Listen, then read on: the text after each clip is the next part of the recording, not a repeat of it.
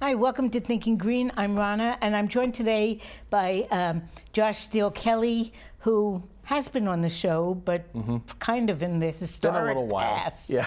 and this is going to be on a different subject. You, if you watched last week, you know that I've kind of been on a run of trying to let people know what alternatives to the Democratic and Republican parties there are out there, because it's becoming increasingly clear that neither of the major parties can really deal with the challenges we have nowadays. And so Josh is affiliated with the Yankee National Party, which I know very little about, and hopefully at the end of this hour we'll know a lot more. So maybe just to start, do you want to talk about what the origin of the Yankee National Party and what your involvement has been? Sure, I'd love to. And first and foremost, thank you for having me on.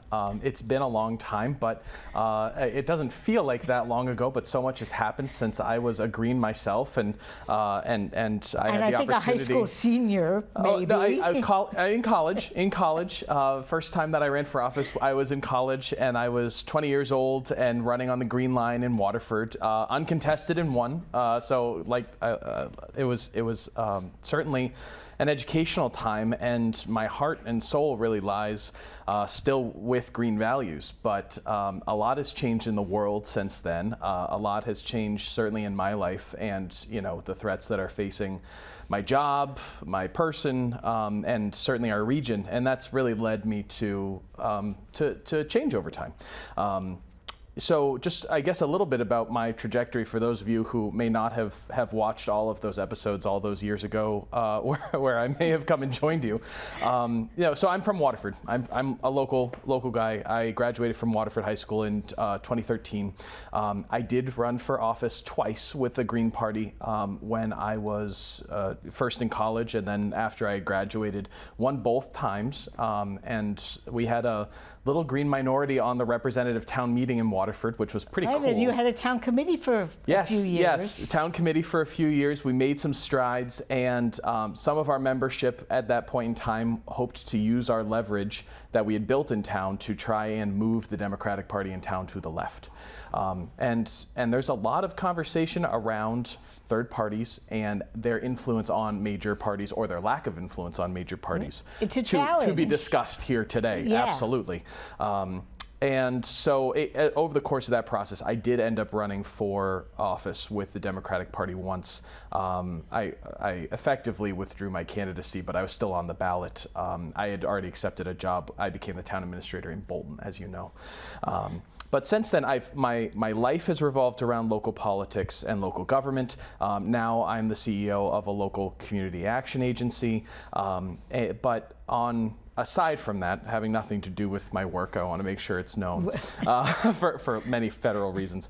I have been more and more involved with local politics again, having moved back to Waterford and being in the place that I love. So, in looking at how this Trump 2.0 administration is impacting all things at the federal level, looking at how it's impacting states' rights, the level of sovereignty that we have, and making a lot of decisions that I'm very uncomfortable with at the federal level.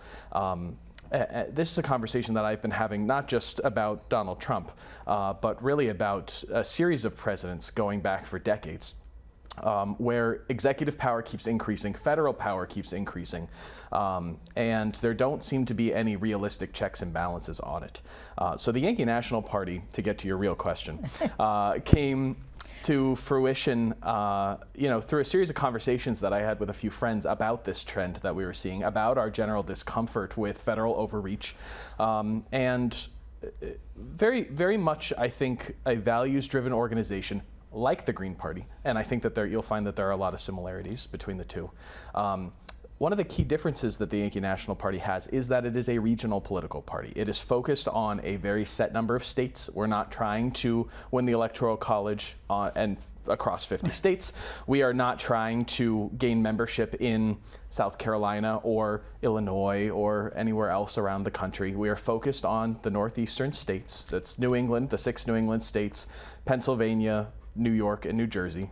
Some might call that the Mid-Atlantic. We're calling it Greater New England. But we're focused on trying to build a regional movement, much like the California National Party is doing out in California on the West Coast, and mobilizing around a shared cultural identity. Because we have one here. We have values that are New England values, that are Northeastern values, that are different than those in the South. And that's not a bad thing. We are different people in different places, and it's okay to have different values. It's when one of those values starts to assert itself over the rights and protections that another people have that it becomes dangerous, that it becomes very difficult to continue to survive, never mind thrive, and it calls into question the way that our federal structure is set up and whether it's fair, equitable, and something that can be sustained in the long run. And that's what the Yankee National Party is trying to ask the question. And that's kind of an interesting question we've had in this country since its inception, is not so much regional autonomy, but states' autonomy versus a centralized federal government. And, what's better to centralize and have as universal rights and values, and what really, what you can do to govern yourself and have autonomy based on your region. Right. So you did answer the question about what region it is, and I've lived in the Pacific Northwest too, and though the culture is quite different from New England, a lot of the values are kind of similar. I would agree.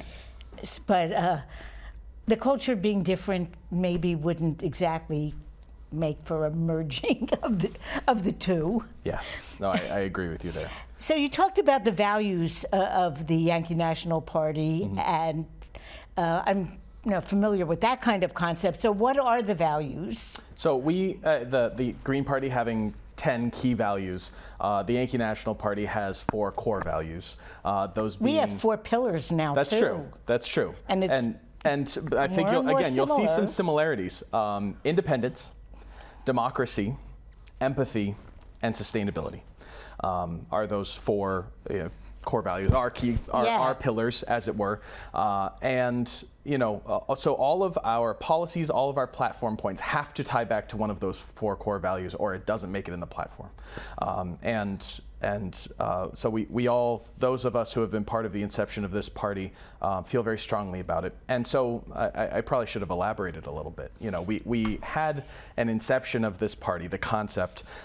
It has been in development now for a little less than a year in earnest. And we've topped over 300 registered members across these 9 states, and that might not sound like a lot. I think considering we've never actually competed in an election until this year, and it's been less than a year, that's pretty good. We're certainly making some headway. But with these 4 core values, so it wasn't just me in a vacuum. It's been a lot of input over time from individuals that are interested in some of these concepts. And we have individuals who are part of this group who are former Democrats, former Republicans, former Greens, some who are current Greens who simply want to see, where is this going? Is there a regional way to take this? And the same's true across a myriad of different political parties. So it's an eclectic group of people from an eclectic set of backgrounds that are willing to put aside minute differences in different places in the interest of saying, We believe that there's federal overreach, and we believe that we need to take action to curb that. And it's a very wide scale. I think the elephant in the room is the word secession. And we can talk more about that as we go along. I don't want to dive in too fast too soon, but that word has definitely been branded in our country as a dirty word. It's an idea, and certainly I don't believe that our government has any right to police ideas to that extent. So, when we talk about independence as one of those 4 core values, there's a spectrum, right? As with all things. There are some individuals who believe, I like our federal system, but we need to tone it down. The executive power needs to be brought back in. There needs to be more checks and balances, and states should have an assertive right to pursue their own course of business, within the federal system as it currently exists. And then you have people on the other extreme who believe we should separate immediately and be our own country. And then you have some individuals in between, and I consider myself to be in this in-between segment, where I think that there are federal systems that we've seen, or if not federal systems, at least unions that have existed and currently exist. For example, Scotland, as part of the United Kingdom of Great Britain and Northern Ireland, having its own devolved set of powers entrusted in a parliament. So there's the Scottish Parliament, and then there's the United Kingdom Parliament. The individuals, the people of Scotland elect individuals to both. And there are some powers that are set aside for kind of regional implementation, and there are some that are brought up to their national level. I think that there are in-betweens where we can see greater autonomy for regions of our country without seeing the dissolution of a union. And autonomy isn't, like so many issues, isn't just a black and white yes or no. There is a continuum. Absolutely. Absolutely. In a lot of different ways, right? Autonomy, right, it can be independence and putting a wall up and saying we don't want to talk to anybody, we don't want to see anybody, we're bowing out of the world, and that kind of inward-looking approach to governance. But then there's also the opportunity to say, do we need this federal oversight to have continued trade and continued free movement? Is there a way to change the way that our federal government works so that it operates a little more like the EU, where we have all of these different shared benefits without necessarily a singular federal government that is imposing and enforcing its will on member countries? Lots of different paths forward. And the YNP is not here to say that one is correct and the rest are incorrect, but it is here to say that the current system is not working for the Northeast, and something needs to give. And we need to move in the direction of some level of greater autonomy or greater independence. And I guess you're sort of implying, too, that in many other places, what's happening at the federal level is also not working, and it could open the door for other regions to act likewise. Absolutely. So just within the United States, the California National Party exists. They've run candidates before. Their membership totals in the thousands, not hundreds. So when we talk about the inception of the Yankee National Party being in the Northeast, the California National Party was a group that we looked to for some inspiration for, how are they making it work? How does this function?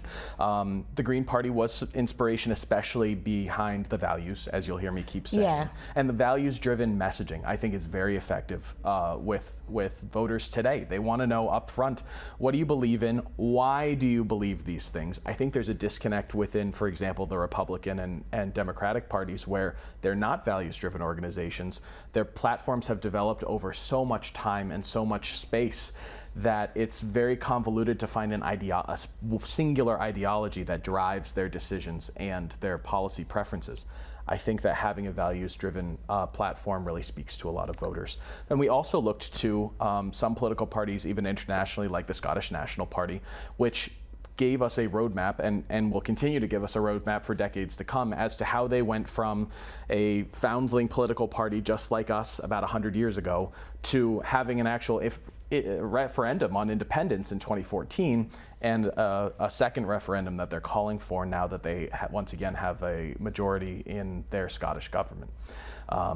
So interesting stuff, certainly to look at, but within the United States, it's not just California that's looking at this. take your pick as to how much you like the different groups that are behind these movements. There is a Alaskan Independence Party. There are, I wouldn't necessarily call them political parties, but some nonprofits or political action committees that have formed in the Pacific Northwest, the Greater Cascadia region, as they've branded themselves, including both Washington, Oregon, and in some cases even British Columbia up into Canada. There are, of course, Canadian movements, and Alberta, I know, and Saskatchewan and so forth have had some questions in the past about their belonging to their own country. But again, right here in the United States, Texas repeatedly has had this conversation. Actually, there's another political party that's working to form in the greater Great Lakes region. The name of it's escaping me at the moment, but there are a number of these groups that have started to put their heads together. And actually, we're trying to meet with them more regularly, both in terms of trying to get a little bit more developed ourselves, and in terms of trying to pass on some wisdom of what we're learning right now to these even more, these younger and more fledgling groups. So it's this organization that's developing is called the Coalition of Independent and Autonomy Organizations, CHOW.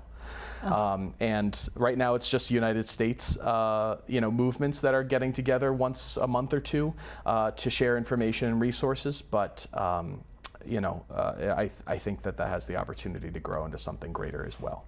Now, are the other organizations that are similar in other regions also value-based the way New England has developed, or have they had different motivations or different core values? Not so much. Different styles of founding. The Alaskan Independence Party, if you want to use the political right versus political left spectrum, for example, the Texas independence and Alaskan independence movements are much more right-wing than your California and your Northeastern movements.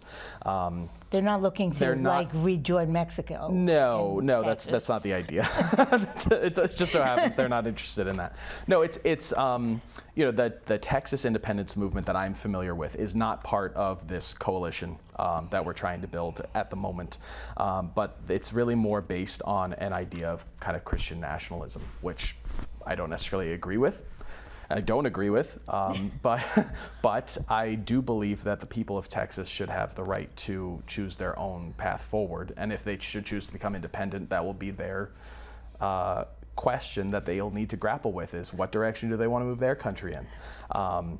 But up here in the Northeast, we have something unique with the values-driven message. The California National Party, I think, is doing a great job. I think that they have a very clear platform. I think personally that it makes sense, but they don't state their values in such a way, beyond autonomy for California, in such a way that I think is clearly demonstrated to voters the way that we're trying to capture here in the Northeast. Well, let's talk about the values a little bit more. You mentioned independence. Yes. And you listed the others, but didn't really elaborate. True. So what did the others lead to platform-wise? Absolutely. Independence, pretty straightforward. We've talked about that a bit. Democracy, this is really trying to capture the idea that our federal government is not invested in our democracy. And this is not just with the Trump administration. We've seen this with the Biden administration. We saw this with the Obama administration. There's an erosion. Certainly Bush too. Absolutely. Absolutely. There's an erosion of the independence of the Supreme Court.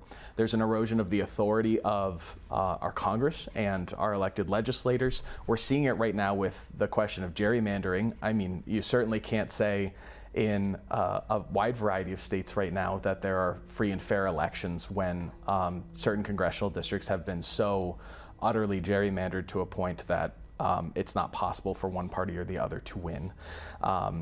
And in terms of major political parties.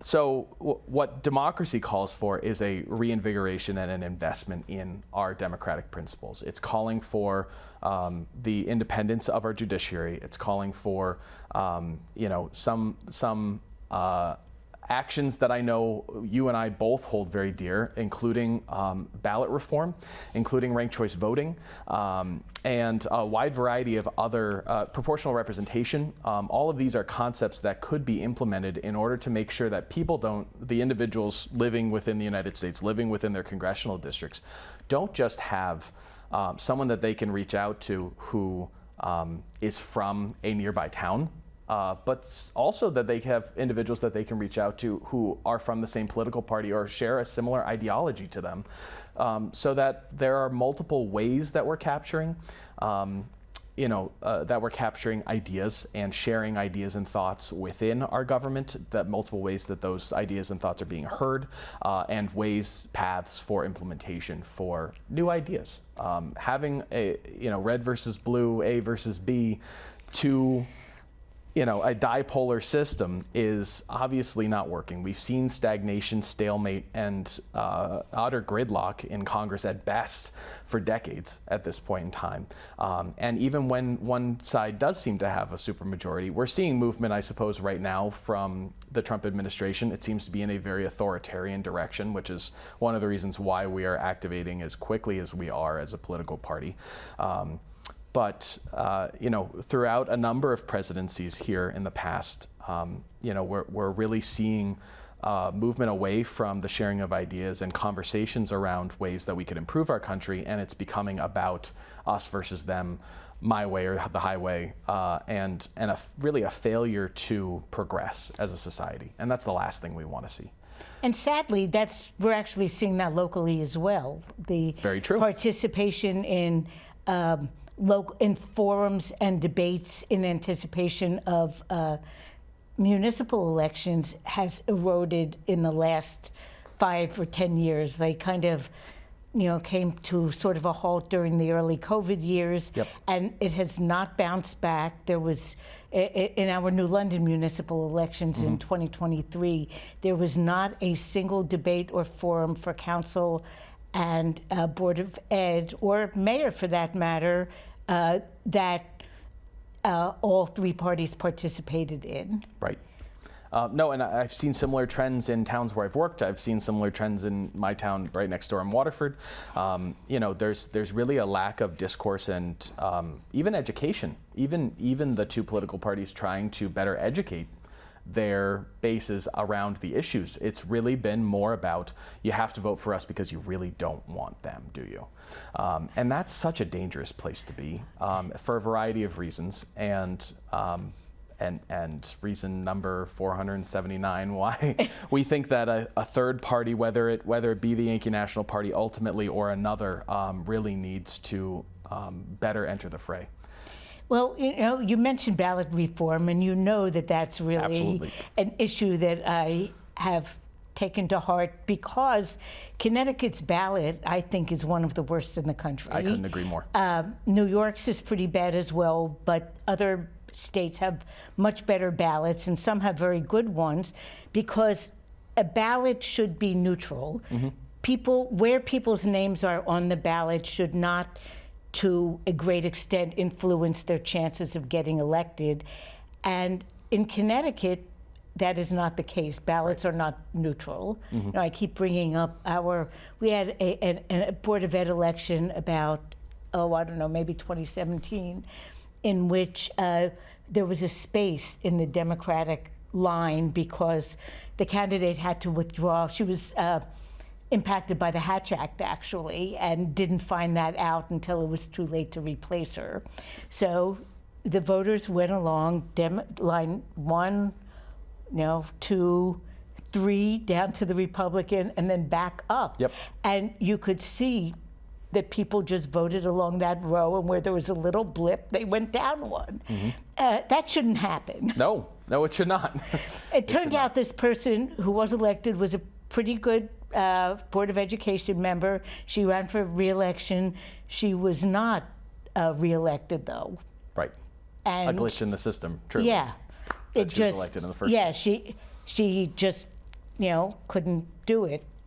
Yeah. And so it just seems really a bad idea for the ballot to affect people's chances. And ours really do. And I wonder if we had more regional cooperation, if Connecticut would listen to other states. Maine has ranked as voting. Mm-hmm. even Alaska. You know, Yeah. there are some less progressive places that are moving in that direction. So why not Connecticut? A lot of conversation come election time from some of our state elected officials around what they're going to look into and moving in that in a ranked choice voting direction. A number of different either commissions or meetings of said commission that have come together to have conversations and public hearings around ranked choice voting. But for a relatively progressive or blue state, the fact that we aren't seeing an investment in our democracy is something that we think needs to be corrected. And that isn't actually a left-right issue in my view. New London had a charter revision in 2010. Yep. It was the revision that gave us a mayoral form of government. And the commission was largely Republicans. Yep. It just happened that way. They recommended that the mayor have to be elected by majority vote. And of course, they could not put ranked choice voting in their recommendations, but they said it has to be majority, and as soon as we can do a ranked choice system that we wouldn't have to have a separate runoff election, we should change to that. Yep. And it was a fairly conservative commission, old style conservative, not really what we think of now as being, you know, the crazy right wing, the very authoritarian right wing. New England Republicans used to be a very interesting lot that many of them were really worth supporting. Yeah, I couldn't, yes, I agree. I agree in total. Okay, so you talked about independence, you talked about democracy. We still have empathy and sustainability. Yes, we do. Yes, we do. So empathy, you know, empathy's a really interesting subject right now. I don't know if you may have read some of the quotes that Elon Musk has shared around his thoughts on empathy. But he and, you know, I think a group of individuals that have surrounded the White House see empathy as a weakness. And I could not be more vehemently opposed to that position. Empathy is, I believe, what makes us a civilization. It's what makes us a neighborhood in small doses. It's what makes us a community. And the world that I want to live in, and that members of the Yankee National Party want to live in, is one where we approach every issue with compassion. And that's not to say that's not true of all other parties as well, but making sure that we are taking that lens really methodically, really heavy-handedly to each of our platform points, I think has made our platform something that is unique. And it's not just a matter of, you know, we don't want guns in schools. Actually, our platform doesn't have a policy on guns because we weren't ready to take that step yet. So if you're somebody who's watching who has a really strong position on, you know, you want to get involved with the YMP and you have a strong position on guns, there's still room to grow this party and mold it. But when we talk about empathy, it's about helping other people. It's about making sure that, because we really believe that a society is only as strong as its quote unquote weakest link. We want to make sure that there is food on the table for every man, woman, and child. We want to make sure that you know, every person has the opportunity to not just get a job, but to get to their job, and to make sure that they're successful and that they're trained and that they're able to have a really fruitful life, that they're able to build around you know, really the life that they want to build here in the Northeast. And a lot of this, I am sure, as you know, kind of connects to my work. I've been a public servant my whole life, and right now I'm working at an anti-poverty agency. And it's moved me and it's affected me in ways, seeing the clients that we serve. You know, when you talk about the federal poverty rate, you're talking about families that may be making less than $20,000 a year at any given point in time. And 10%, about 10% of Connecticut's population lives in poverty. We don't see it all the time, and it's not necessarily something that you'd know if your neighbor was experiencing and in any given moment. But it's there, it's something that we need to address, and it's something that we as a society can do more and invest in more to make sure that in the richest, one of the richest states, in one of the richest regions, in one of the richest countries in the world's history, we can make sure that basic necessities are met for everybody. And So that's just step one. That's kind of the domestic policy. But when you look to international relations, we believe within the Yankee National Party that we would take a different approach to international relations and issues of international import.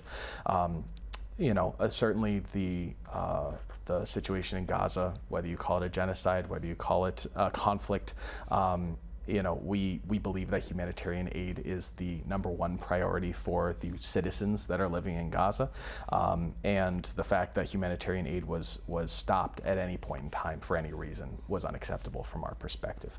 When we look, to other international conflicts, we want to say, how can we, as a very developed and very fortunate nation, give to those that are experiencing some level of hardship? How can we, instead of playing world's police force, can we play world's doctor?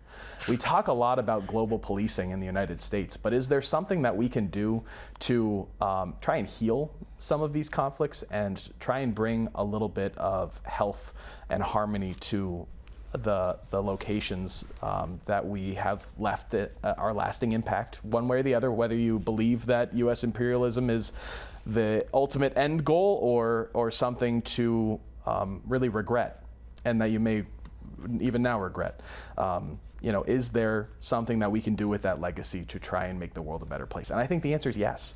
And if you left it to the Northeast, I don't believe that we would have entered conflicts in the Middle East over the last 2 decades. I don't believe that we would have entered, that we would have, over the course of Obama's presidency, bombed, 7, 9 different countries.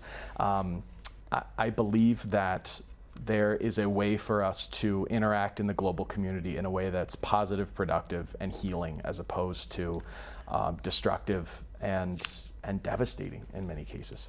One thing that is a challenge for me to kind of come to terms with, though, is Connecticut is increasingly economically dependent on war industries. That's true. And it's really a challenge. Mm-hmm. I believe in diversifying economies.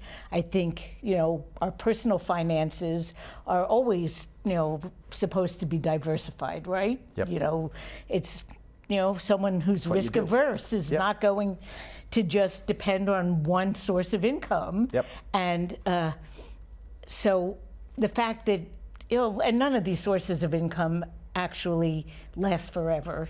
Some people probably thought the whaling would last forever. It didn't. No. And then, there were ironworks and other factories. Nothing lasts. So, you have to prepare for the future by being able to go in a lot of different directions, and we're not there. Absolutely, and the adage is Rome wasn't built in a day. You're not going to transform Connecticut's economy overnight. Right. But when you talk about autonomy, when you even talk about the perspective of maybe not today, maybe not tomorrow, but maybe even 100, 200 years from now, independence for the Northeast, if that looks different.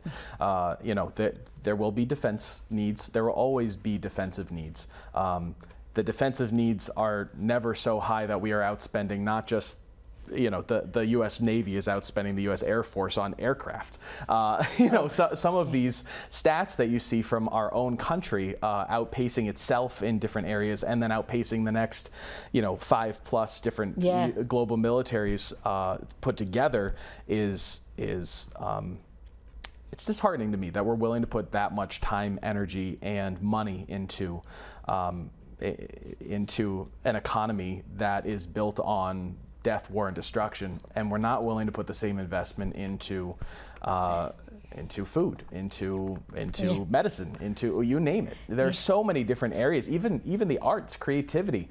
If we're not going to spend our time, healing people and trying to help the world to some greater extent, let's at least try and focus on how do we improve domestic society here in the Northeast and in the United States a little bit. And this is nothing against the people, we're sitting here in Groton right now. This is Right. nothing against the people who work at the sub base. This is Right. nothing against anybody who's connected to electric boat.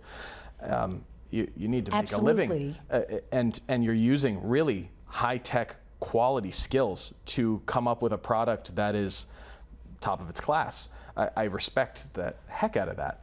But at the end of the day, if we can retailer some of these skills for similar but non-war focused purposes, I think the world would be a better place. We have the ingenuity, we have the skill, we have people who are so smart who are coming right here to southeastern Connecticut in particular, who have all of these engineering, these architectural, these design skills that all go into making nuclear ships. There are other practical applications for those skills, I guarantee it, and I would love to have the chance to be in office and to work with other, whether it's YNP or otherwise, to have the government invest in alternative career paths for these really qualified individuals. Yeah, and one thing I thought about when you were talking about Musk and empathy as a weakness, I think there is this false sense of libertarianism. I'm not very ideological, but I've been a practicing socialist and I've been a practicing libertarian. I lasted longer at the socialism than at the libertarianism. I lasted a few years at the socialist, and I'm still sort of impacted by the egalitarian society. Yep. Libertarianism, I think we lasted 3 months, and I don't think anyone can live in a city and really call themselves a libertarian. There is so much that we have in cities that is just part of the common experience of city dwellers. We have our roads plowed. We have our roads constructed. We have our roads plowed. We have our trash picked up. Your roads drained. That's a huge thing in a city that a lot of people don't think about. You have your toilets flush. Yeah. We spend a summer in a forest in Oregon that you needed a logging road to get to. There were no police, no fire, no plows, no electricity. I guess you might be able to get cell phone now, but you couldn't then. No, I mean, that wasn't 100% libertarian just relying on yourself. But coming to a city, it's like a dream. How much you get for, I know property taxes are a strain on people, but the value you get is really astounding compared Truly. to what it would cost to do it all ourselves. Very much so. Yes, and I agree. There's a lot that's tied up in ideas of ideology, which I don't think are always the same as what the ideological practice would be. And there's definitely, I don't know if you want to call it gender roles. I don't know if you want to call it, just kind of a toxic sense right now within our society of what it means to be left-wing versus right-wing, what it means to be libertarian versus socialist. But there are people at play, there are powers at play that very much are working to influence, especially those our younger voters who are on TikTok, who are on social media, who are getting their day-to-day news and information from these individuals that are trying to push us away from empathy, and that would really like to see society adopt a more abrasive, more militaristic, and less humanistic mindset. And that's saying it's disheartening is such an understatement, but it's really hard to contend with right now. And I think I saw the Yankee National Party just put in a statement in opposition to National Guard deployment. Whether it's in LA, it's in DC. We had some statements out, but yes, you're right. Yesterday there was a statement that was put out that we oppose the deployment of National Guard troops and the nationalization of the DC police as well. From our perspective, DC is not a state, but they have sovereign rights.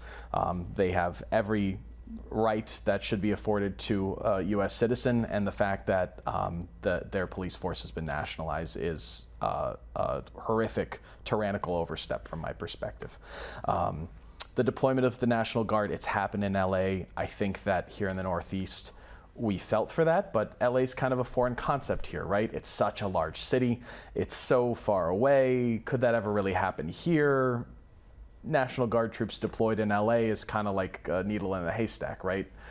I mean, you'd have to have a lot of National Guard troops deployed in order for that to even really be noticed throughout the entire city. DC's closer to home. And It's not like there have been active riots throughout DC. It's not like there was no narrative spun. Whether you agree with it or not, there was at least a narrative that they attempted to spin in LA for the purpose behind deploying Marines and deploying the National Guard. Horrific as that was from our perspective, and we did condemn it at the time as well.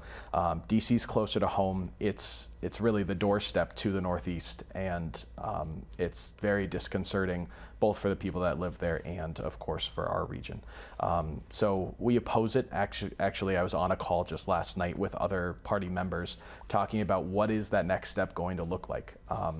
Because we have that empathy mindset, and we have a lot of really nice people who are in our party. But at the end of the day, I think we are all looking at the state of the nation's protests and seeing that they are not working. There has been no concession. There has been no movement in a better direction on any issue. If anything, I think that the protests are serving to potentially draw attention away from some of the issues of the day, as silly as it might seem. Even the Epstein files, something that could be really damaging to Trump's, personal image is once again being shifted away from because of really any other subject that he can get his hands on. So we're having conversations right now around what is that next step that needs to be taken. We're we don't want to perpetrate violence, but we're mostly of a mindset that some greater action needs to be taken. Should that look like a strike? Should that look like sit-ins? Is there some level of civil disobedience that's needed in order to make voices heard and make change happen? That is an interesting question, because we do have power in numbers. And I have felt for a long time that our economic clout is a way that we can make a difference. Just a Connecticut example, a year and a half ago, I think, Eversource really raised its rates to where people's bills were $50 or $100 a month suddenly, up from what they had been. And quite a few people, I heard maybe 10 or 15% of their customers split and left and went to different suppliers. And the next July, they did not ask for a rate change, and they denied it had anything to do with anyone leaving them. But I don't believe it. Of course, they did manipulate things so that their delivery charges went up, and the supply, so they were less dependent on the supplying finances. So they did respond, but it does make me feel as though in a nation that's run, for capitalism, that our economic power is something that we need to use, and it's something that is hard to, maybe universities can, be punished for divesting, from, war industries. But individuals, I feel, they're not going to really check where we're spending our money. Isn't that a part of capitalism? Absolutely. The money that we have, we can spend or not spend as we please. Yes. So I do think there are some other ways. I've kind of, not totally, but I've kind of stopped going to like weekend demonstrations that are timed to be at a time that's not disruptive, because it's possible to be peaceful, but also kind of disrupt business as usual. And so that might be in our future. I did want to talk about your fourth value, though, sustainability. And it's holistic, right? Just like all of our other values, it's not just about, I think when somebody hears sustainability, they're thinking the environment. They're thinking, I need an electric vehicle. You're going to make me buy an electric vehicle when I just bought a really expensive gas vehicle, things like that. Yes, we want environmental sustainability, but we want economic sustainability. Just like you said, businesses, we need to have a diverse portfolio up here in the Northeast. We can't just go in on one or two industries. We need to make sure that we're investing in a workforce that is going to be able to sustainably, continue to bring the level of wealth for our region and for themselves that is comfortable, that is sustainable. And we want to make sure that we're providing an education that gets people to that level of specialization in the workforce. So it's about a holistic economy. It's about a holistic approach to really balance with nature and the environment in general. New England, we're fortunate to have the natural resources that we have. That's not just forests and wood and the things that you can break down into sellable products, but that's ecosystems, that's rivers, streams. Water is going to become more and more of a precious commodity. We're already seeing it in some parts of the country, and we're already feeling it a little bit here in Connecticut. I can't remember the last time we had a summer where we didn't have some level of drought warning, and here we are sitting in the midst of 2 weeks in already since our last rain, and another at least week in the future. I think we're 9 or 10 inches behind for the month. I think so. Yeah, You're right. You look at this data, where we're headed, and it's very clear that we need to focus more on sustainability across the board. And there are a lot of different ways to get there. It's not just about transferring to electric vehicles. It's not just about the choice that we're making as individuals. It's about taking a look at our agricultural practices. There are a lot of emissions that are the result, and a lot of pesticide runoff and a lot of fertilizer runoff that's a result of agriculture. Is most of the U.S.'s agriculture in the Midwest? Yes, that's true, but there's more that we can do here. There's more that we can do to make sure that we're investing in clean communities, that we're investing in walkable cities so that we're not so reliable on cars, and we're not so reliable on expensive means of transportation to get to jobs. That's part of a sustainable economy, not just part of a sustainable environment.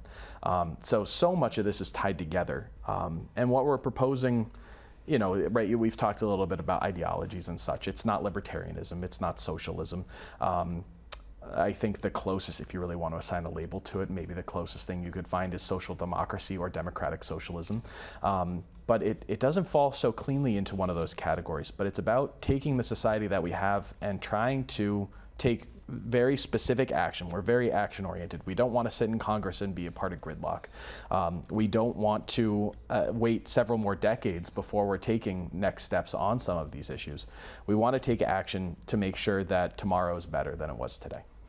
Now, you mentioned, democratic socialism is an overlap. Mm-hmm. What would you say the differences are between your party and DSA? That's a good question. DSA, first and foremost, we are a political party, and I think that sometimes when I talk about this in public, I forget to kind of emphasize that fact. There's also the New England Independence Campaign, the NEIC. They are a political action committee, nonprofit that does work to further the idea that New England could be an independent nation. That's good. We do some work with them, but not everything that we do perfectly overlaps. And they are a nonprofit. They're a group that goes out and is tabling on the weekends, trying to spread information, trying to educate, getting people to come to rallies, things of that nature. We're a political party. At the end of the day, our goal is to get people elected to office that are going to implement items on our platform. So whether it's the NEIC or DSA, we are an active political organization.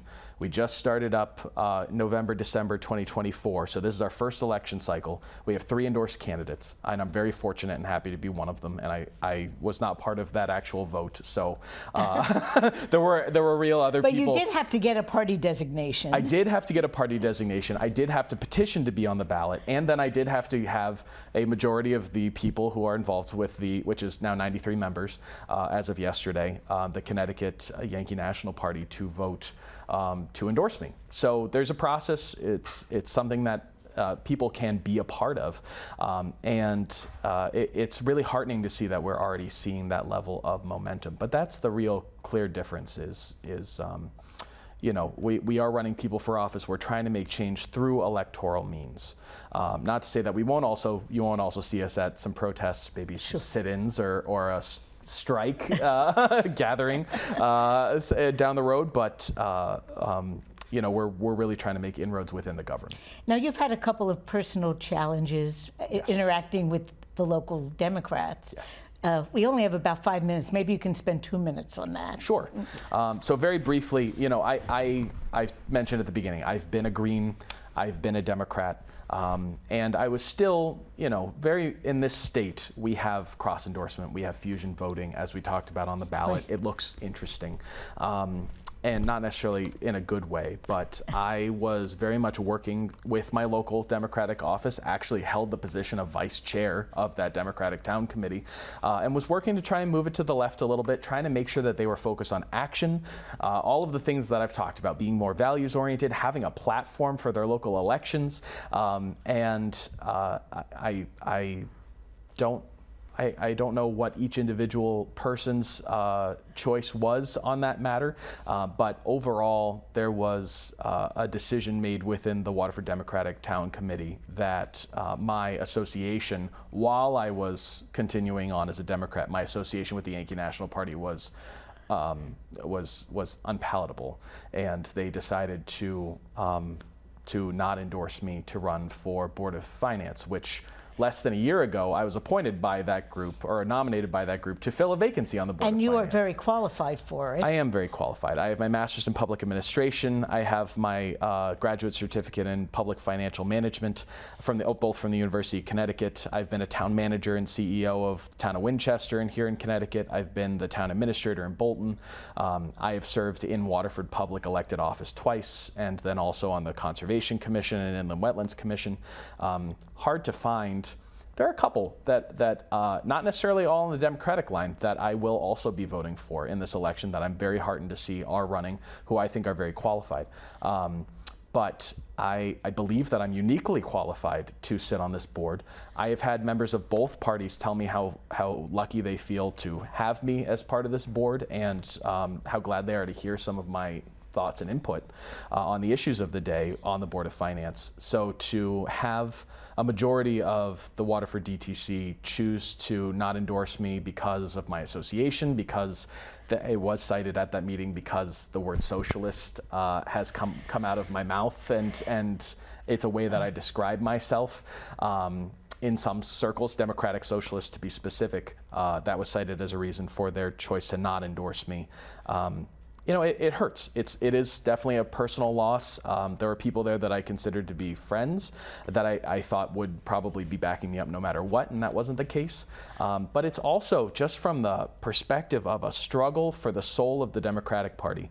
I want to see change made as quickly as possible. There are some people who think third parties are the best way to go because the Democratic Party can't change, and I'm obviously leaning that way right now. There are others, and this was me for years, it's who tough. are investing their time and energy in the Democratic Party, really trying to bring something to the table, like Mamdani in New York City, who are really trying to be moved out of the party by a certain segment of what I feel are centrists and old guard members who don't want to see that level of change, even though they're seeing that it's not working at the polls. Kamala Harris lost. Yeah, that could be a whole other hour. Yeah, that could be a whole there are a lot of these that could be a whole separate session. But it was certainly a challenge. But I am on the ballot with the Yankee National Party. You'll see their designation. You'll see my name right next to it very proudly. And I'm excited to get in and talk to voters about the differences between me and the other parties, if not the other candidates. And I think that the values-driven message that we talked about here today will speak to them as well. And last question, how do people get in touch with you or get involved if they want to support your campaign or learn more? Great question. So first, about my campaign specifically, joshuasteelekelly.com is my website. I have a whole page there that's specifically about my Board of Finance campaign. You can find my resume in case you want to learn more and you're not sure if you're going to vote for me yet, and all of those types of things. I also have, as you know, I do some theater. You can also see me sing some songs if you'd like on the website. But just yesterday, the SEC and I had a phone call where we finalized my online donation platform. So I can accept up to $250 per individual for this race, and I would be honored if anybody watching would care to donate.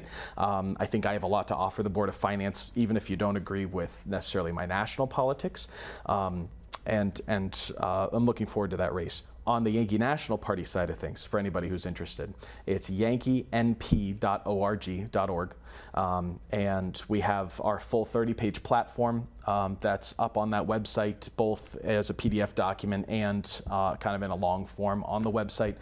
There's a location there where you can donate. You can see who some of the other leaders are across different states. There's a lot of information to be found about the party, its history, where we want to go, what our vision for the future is, and it's pretty exciting. So check it out if you can. Well, thank you, Josh. Thank you for having me. This is wonderful. Yeah, it was fun. Yep. And I don't know who's going to be on my next show, actually. It might be New London Trees. I've been trying to get them for a long time. And to everyone, we will be back next week. Things are heating up. Yes. And thanks again, Josh. Of course.